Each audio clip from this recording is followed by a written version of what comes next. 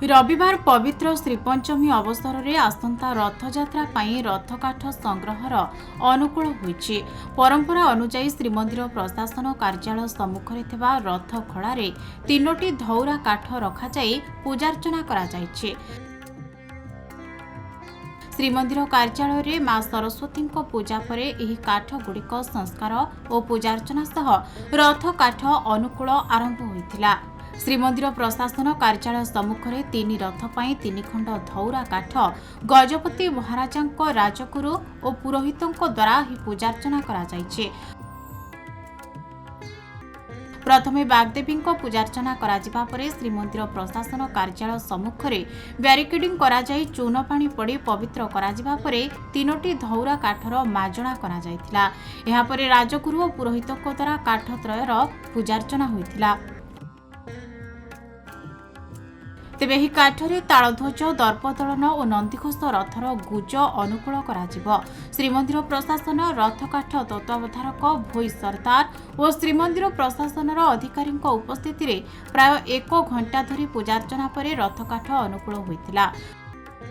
श्री पंचमी तिथि रथ काठर पूजार्चना करा जायथा एवं अनुकूल करा जायथा। आज तेणु से पवित्र तिथि रथ काठ 3टी धौरा 12 फुटिया रथ काठर आज पूजार्चना करा जायछि।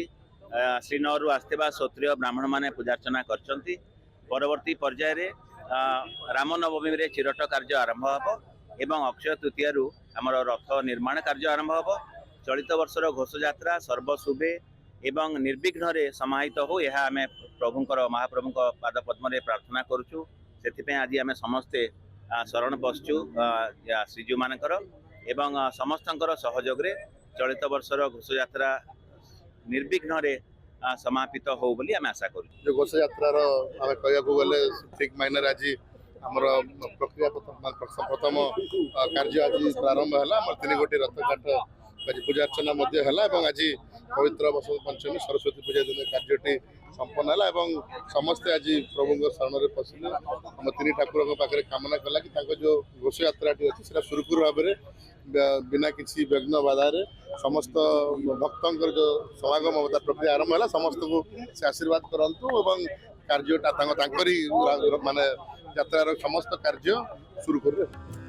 रथ निर्माण पई 865 खंड आवश्यक थिबा बेले प्रथम पर्याय नयागढ़ वनखंडर मोट 49 खंड रथ काठ पूरी आसी सारिछि।